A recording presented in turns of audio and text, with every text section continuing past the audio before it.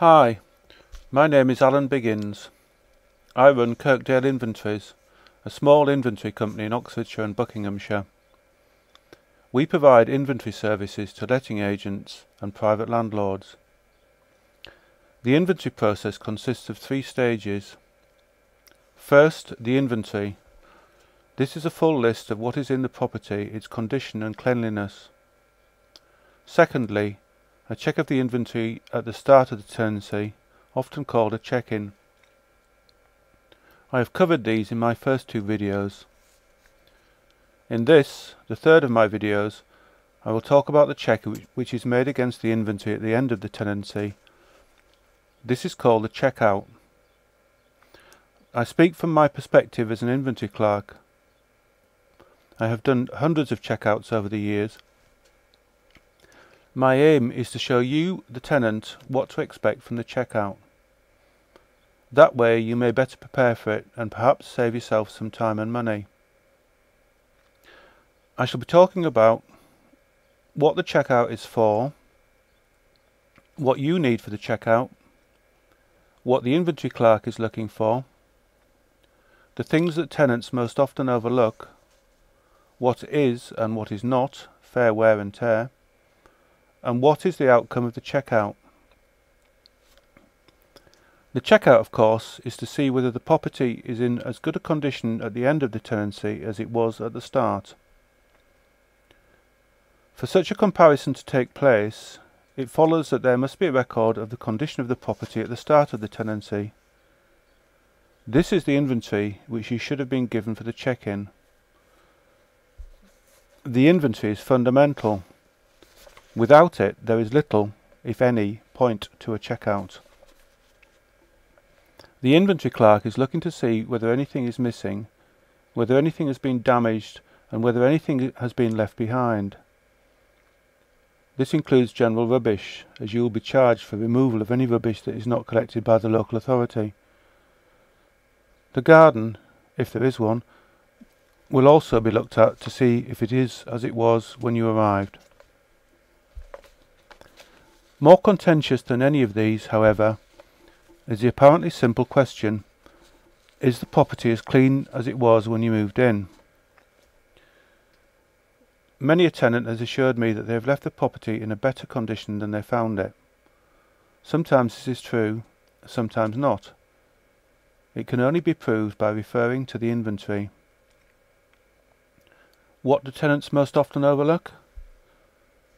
Apart from leaving the odd thing, or cupboard full of things, behind, or accidentally packing the folder of instructions or the vacuum, the most common thing is cleanliness. It is worth restating that the house should be left as clean as it was found. Cookers. It is difficult to bring cookers up to a good level of cleanliness, especially if they have not been regularly cleaned throughout the tenancy. Flat electric hobs need to be cleaned down. Oven shelves need cleaning, as do glass doors. A scraper can be useful for the glass, or some wire wool with plenty of detergent, though please be careful with what you use, as anything too abrasive may scratch some glass, and this could lead to damage which may be chargeable. Try it on a corner of the glass first. Also, be aware that if you dismantle an oven to clean it, it can be hard to put it together again. Oven cleaning is something which is perhaps best left to the experienced. Kitchen cupboards need wiping through, in and out, preferably in daylight when dirt is easy to see. Shower heads, tiles and glass are other things that need to be cleaned. Obviously toilets need cleaning and descaling, especially if you live in a very hard water area like Oxfordshire. Again, these should be regularly cleaned throughout the tenancy to avoid a heavy build-up of limescale, which can be very difficult to remove at the last minute. The easiest and most foolproof way to get a property clean is to use a professional cleaning company. If you use the cleaners that the agents recommend, then they will clean to the expected standard and should come back for no extra charge if anything needs further cleaning. Remember, If the property was professionally cleaned when you moved in, it must be cleaned to a professional standard when you leave. If you wish to do it yourself, then these are some things you should do. Don't leave it until the last minute. Give yourself time to go through the property after it's empty. Follow the inventory line by line. Look at everything. Make sure that all items of furniture are moved back to the rooms where they were on the inventory. Elect someone to check the cleaning. In a family, the best person to do this will probably be obvious. With sharers it can be problematical, and sharing poses particular cleaning problems. For example, is everyone equally diligent, and who cleans the communal areas? Let me run through the 9 things my company normally covers in a checkout, with an example of each and a brief explanation. 1. Cleaning needed. Minor finishing off as follows: clean soap tray and seal of washing machine. Wipe through kitchen cupboards. Remove odds and ends from kitchen. Photo. Bathroom. Clean basin. Wipe shower glass. Tenant charge. These are all fairly common. 2. Missing or failed bulbs. 1 in the hall.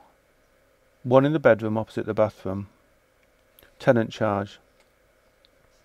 The same light bulbs that were working at the start of the tenancy should be working at the end, unless there's been a problem with a particular circuit, in which case you should have told the agent.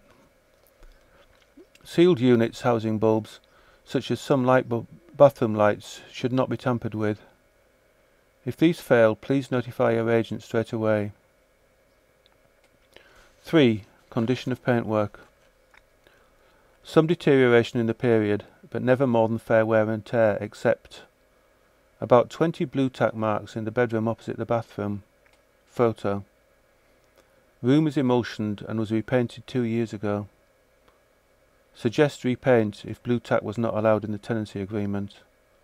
As this was a child's room, suggest 1/3 tenant charge. A landlord should expect to repaint paintwork every 5 years where the tenants do not have children, every 3 years where there are children. Where tenants have carried out their own decoration, whether with or without permission, an assessment of the quality of work and colour used will be made, taking into account the length of occupancy in original condition. 4. State of floorings. The carpets would benefit from a clean. However, they were not cleaned before the tenancy and are not appreciably different now. If they are cleaned, suggest not a tenant charge. This is just one example of the many things that may happen with carpets. Another is that they may have been cleaned before the tenancy and you have to clean them at the end.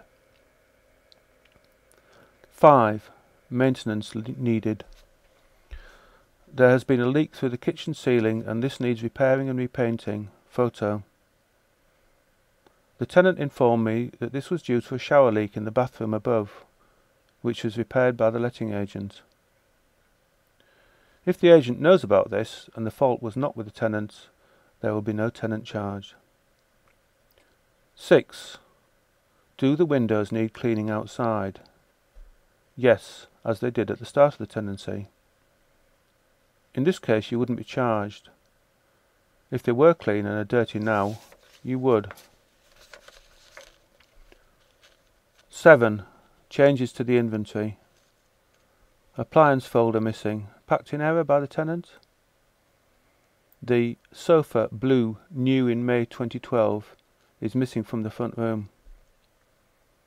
Appliance folders are something to be careful about. That sofa, maybe the tenants didn't want it and the landlord took it away. The agent will know. 8. Condition of garden. There is a large bare patch about 4 meters by 1 meter where it appears something has been standing. Photo. Suggest reseed. Suggest tenant charge. Gardens can be contentious. Some are nice, and some are not so nice. As with everything else, check and record what they were like when you moved in.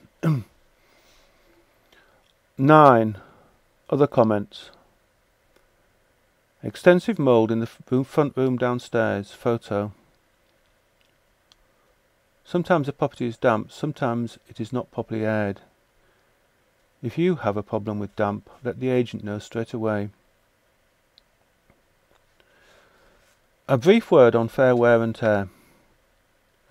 This is a subject in its own right. I've mentioned paintwork already. Inventory clerks generally belong to a professional body who release guidelines for how long things should last. For example, a garden hose has, according to the guidelines I follow, a 5-year life expectancy. Interpretation of fair wear and tear raises surprisingly few problems in practice. What is the outcome of the checkout? The inventory clerk passes the checkout to the agent. The agent will know what has happened in the property through the period. For example, the landlord may have removed some furniture. There may have been leaks. So the agent will make the final decision on what, if anything, needs doing and who is to pay, based on the checkout report and their own knowledge of what has happened during the tenancy. The odd tenant does try and pull the wool over the inventory clerk's eyes. For example, one man in Oxford had his 3 small children lie on a carpet to try and hide coffee stains. I asked them to move.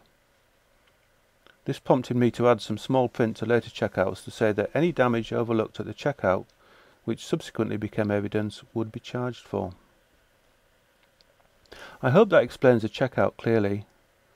For more about other aspects of the inventory process, please look at my other YouTube videos. Thanks for listening, and bye for now.